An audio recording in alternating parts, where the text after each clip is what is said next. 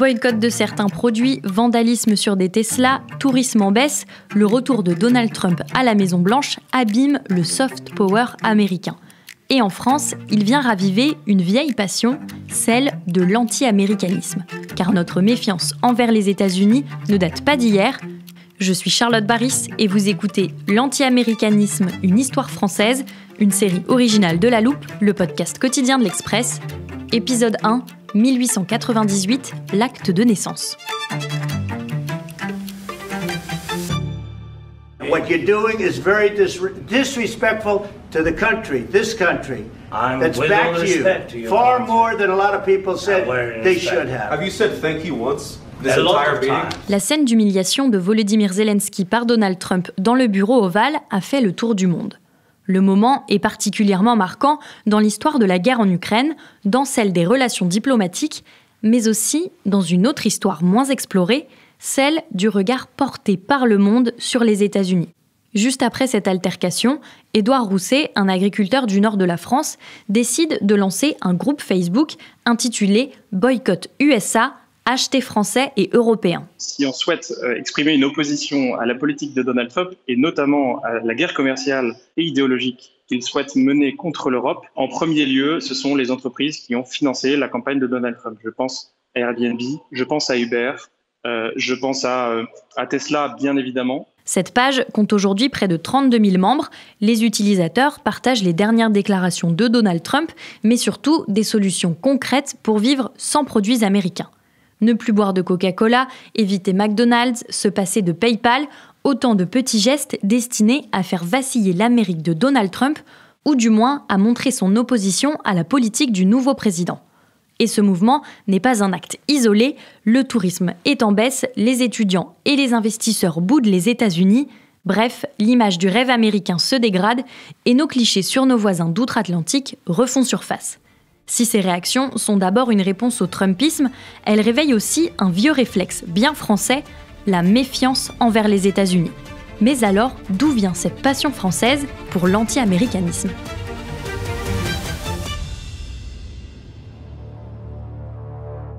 Si la France n'a jamais été en guerre directe contre les États-Unis, c'est pourtant bien dans notre pays que l'anti-américanisme est historiquement le plus fort en Europe.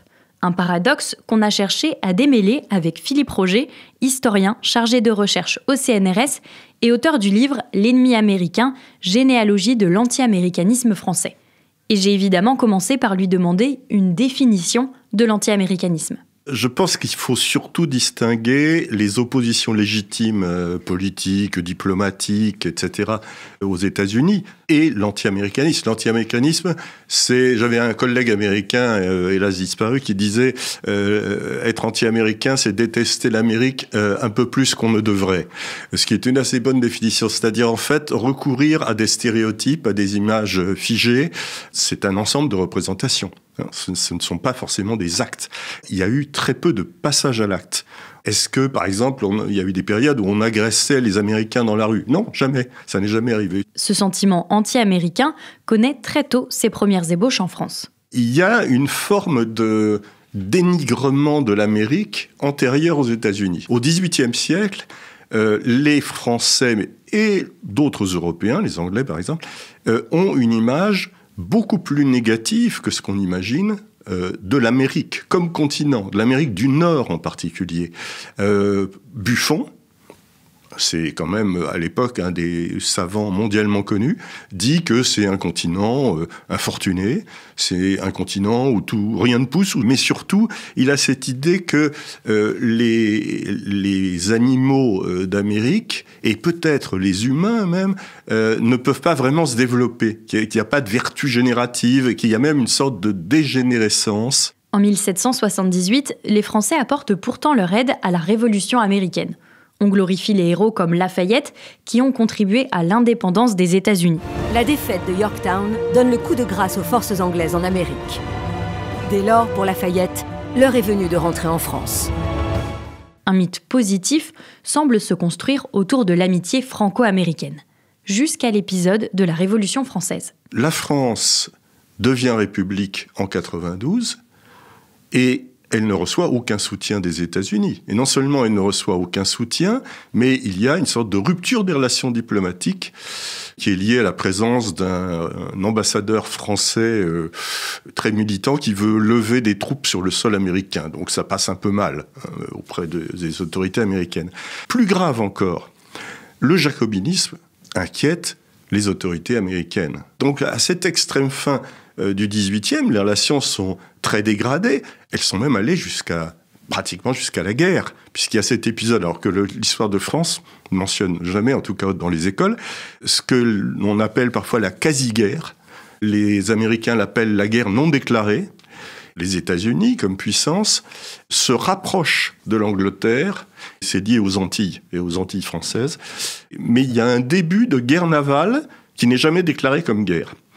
Vous voyez que l'ambiance n'est pas totalement euphorique. Au XIXe siècle, les critiques contre les États-Unis continuent à s'amplifier et à se diffuser en France. Le mouvement est donné par les intellectuels, disons intellectuels, même si le mot apparaît un peu plus tard, c'est-à-dire les écrivains, c'est-à-dire les poètes, Baudelaire, Stendhal. Dans Stendhal, si on regarde de près, il y a dans presque chaque roman de Stendhal, mais ça dure pendant quelques lignes, quelque chose contre l'Amérique. Le Rouge et le Noir, ça commence par la description du petite ville de Verrières, qui est l'abomination des abominations, puisque Stendhal déteste la province. Et à la fin de cette petite description, Verrières ressemblait en tout point à une ville américaine.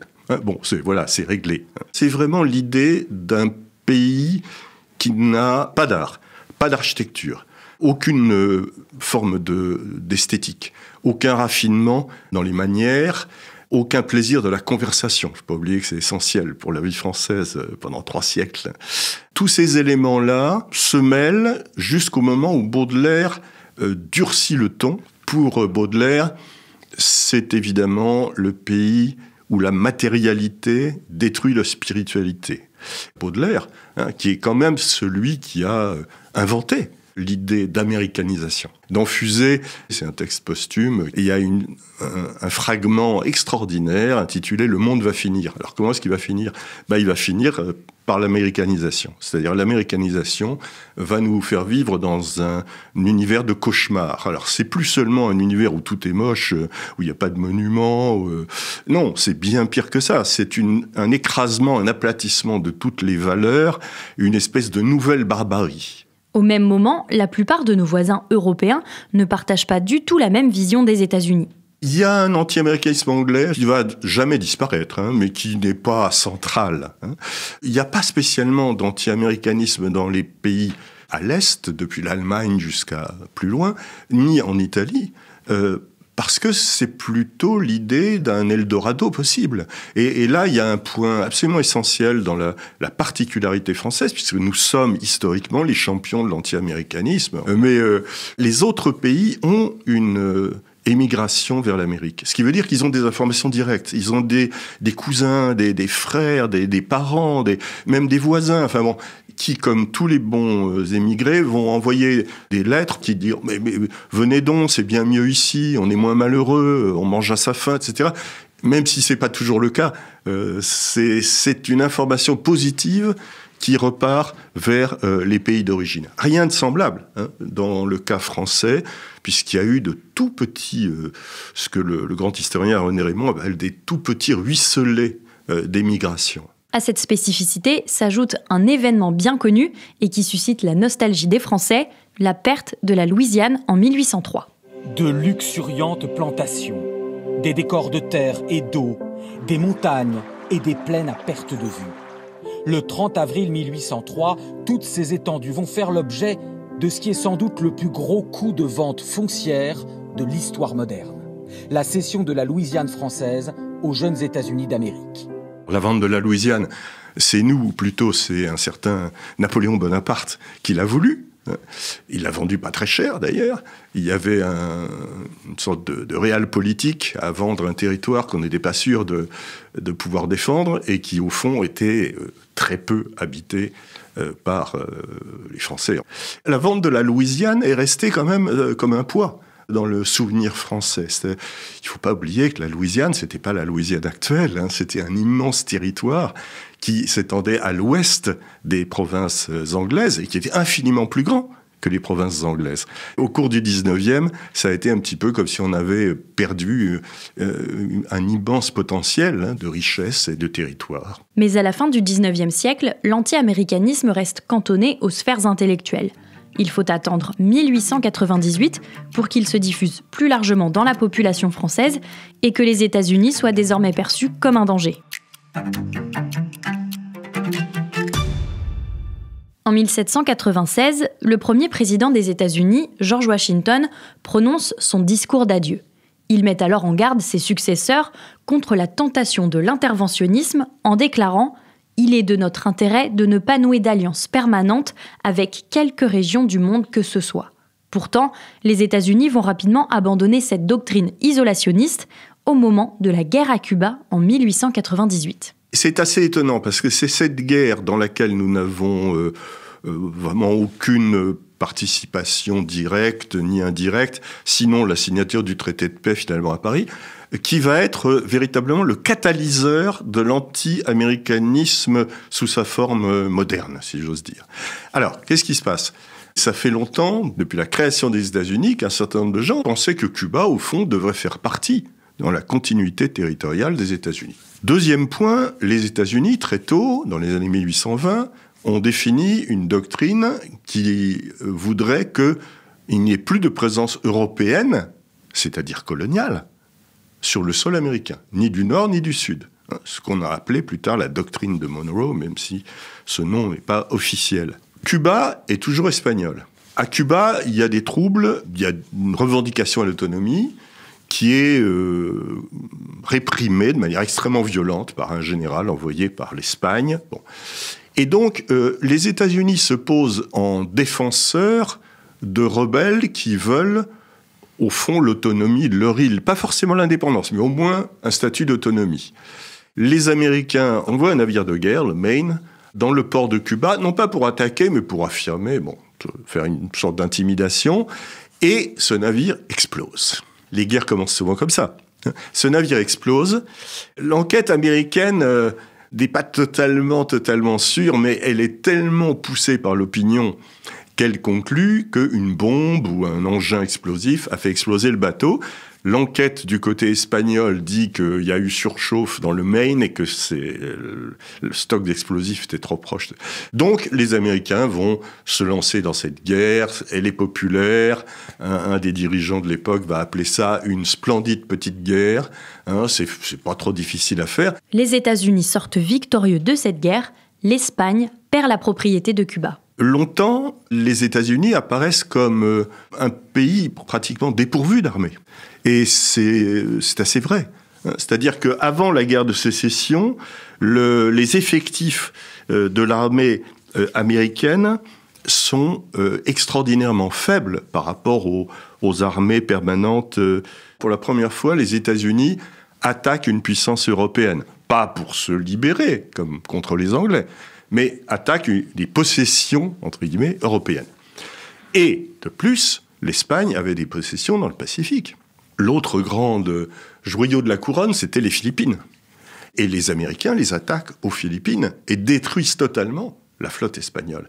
Donc, tout d'un coup, voilà ce pays qui n'avait pas d'armée et qui devient une puissance mondiale, capable de vaincre un pays européen. Et là, c'est vraiment comme une bombe. Tous les éléments étaient déjà réunis, d'inquiétude, d'appréhension. C'est une bombe. Et on le voit très bien, d'abord aux réactions politiques, évidemment, à l'unanimité qui se fait en France, que beaucoup d'observateurs constatent avec stupéfaction, parce que c'est le moment de l'affaire Dreyfus. La France se déchire, et beaucoup de visiteurs disent il y a un point sur lequel ils sont tous d'accord, c'est contre les États-Unis. L'anti-américanisme cesse d'être seulement un discours tenu par les élites et devient une opinion populaire qui se généralise en France. En témoigne la parution d'un livre en 1899, juste après la fin de la guerre à Cuba. Gustave Le Rouge écrit un roman incroyable, qui s'appelle « La conspiration des milliardaires », où on trouve en gros 3 traits qui nous parlent encore, d'une certaine manière. Premièrement, les États-Unis sont dirigés par les milliardaires. On a le personnage du roi de la conserve. Par moments, on a l'impression de voir Elon Musk. Il y a vraiment des analogies extrêmement drôles. Alors, deuxième point, les Américains veulent envahir l'Europe. C'est explicite, hein. Les Américains ont un projet, c'est l'invasion de l'Europe, pour avoir un marché captif. Et s'il le faut, vassaliser l'Europe pour des raisons économiques. Et puis, le troisième point, c'est que le Yankee est véritablement, je reprends le mot race parce que c'est celui de l'époque, hein, est vraiment une race à part. Donc il y a toute une cristallisation, y compris dans le roman populaire, de la figure du ugly Yankee, du Yankee comme une figure d'épouvante. Un essai tout à fait sérieux sort au même moment qui parle de l'ogre américain, hein, en figure de l'ogre, figure du monstre. Les Yankees deviennent véritablement des figures d'épouvante. Cette figure stéréotypée qui se fige à la fin du 19e siècle fait écho à notre actualité et n'est pas sans rappeler un certain Donald Trump. Monsieur Trump, il ressuscite des segments de la politique américaine du 19e qui ont contribué à susciter l'anti-américanisme, c'est-à-dire une certaine violence, l'Américain brutal, hein, ça a été l'Américain qui tire des coups de revolver, ça a été l'Américain qui brutalise avec les dollars. Il y a une grande brutalité, c'est le refus de la diplomatie, le refus d'une espèce de monde pluriel.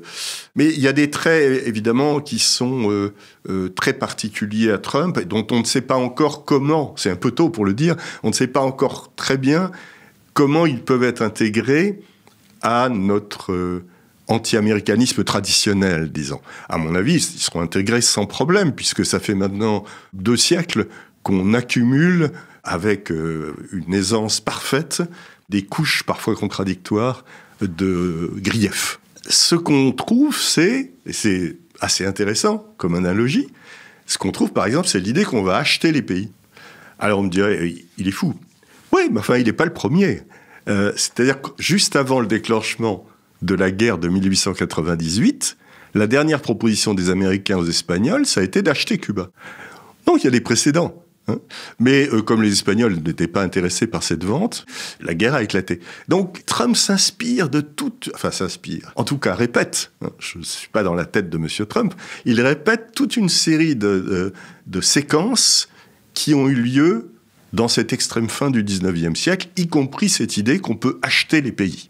Et ce n'est pas le seul épisode trumpien qui nous renvoie au 19e siècle. Monsieur Trump a réussi ce prodige de ressusciter une loi que même le New York Times avait oubliée, puisqu'il parle d'une loi obscure. C'est tout à fait intéressant que monsieur Trump, pour pouvoir expulser sans procès, passage en tout cas devant la justice, un certain nombre d'étrangers aux États-Unis, ait eu recours à un Alien Enemy Act, c'est-à-dire une loi sur les étrangers ennemis, ce qui voulait dire à l'époque qu'ils étaient des ressortissants d'un pays avec lesquels l'Amérique était en guerre. Et cette loi était passée sous la présidence de John Adams à un moment qui est un moment très bas des relations franco-américaines. Il y a une autre dimension de la politique de Donald Trump qui suscite l'opposition de ses alliés et qui était déjà source d'anti-américanisme en France par le passé, le poids économique des États-Unis. Et c'est justement le sujet que nous allons aborder demain en partant dans l'entre-deux-guerres. Pour ne pas rater cet épisode et les suivants, pensez, chers auditeurs, à vous abonner sur votre plateforme d'écoute, par exemple Deezer, Apple Podcast ou Podcast Addict. Vous pouvez aussi écouter La Loupe sur YouTube ou sur notre site l'express.fr. L'anti-américanisme, une histoire française est une série originale de La Loupe, le podcast quotidien de l'Express, écrite par Solène Alifa et réalisée par Jules Cros avec Emeline Dulliot.